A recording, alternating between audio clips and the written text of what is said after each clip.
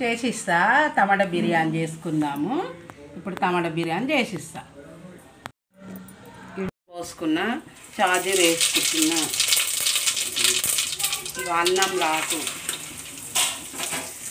ఇది గోజువార పువ్వు వేసుకుంటున్నా. ఇక ఇలాచి లవంగాలు కూడా వేసుకుంటున్నాను. నాలుగు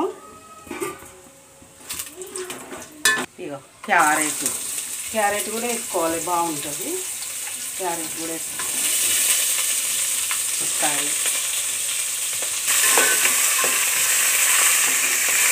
సాల్ట్ వేసుకుంటున్నాం మనం రుచికి సరిపోదంత.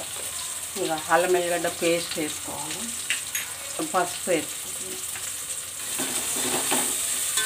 కూడా వేసుకోవాలి.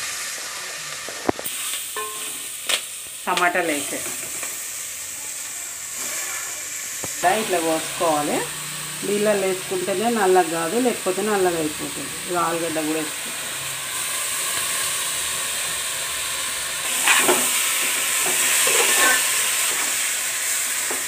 వేసుకుంటున్నా.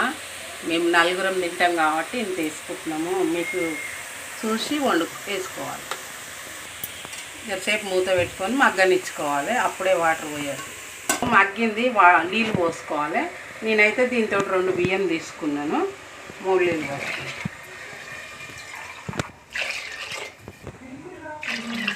దీంతో ఇంకా ఎసరు రావాలి. బియ్యం వేసుకుంటున్నాను.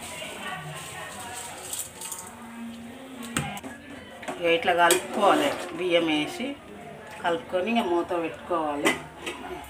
ఇక ఇప్పుడు ఉడికేటప్పుడు కొత్తిమీర వేసుకోవాలి. మీదకెళ్ళి అరే ఫోన్ ఏమనకురా, ఏం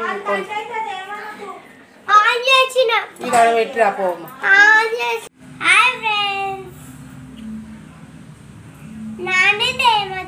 టమాటా బిర్యానీ చేసిన, టేస్ట్ చేసి చూడు వదిలేశ్వర్.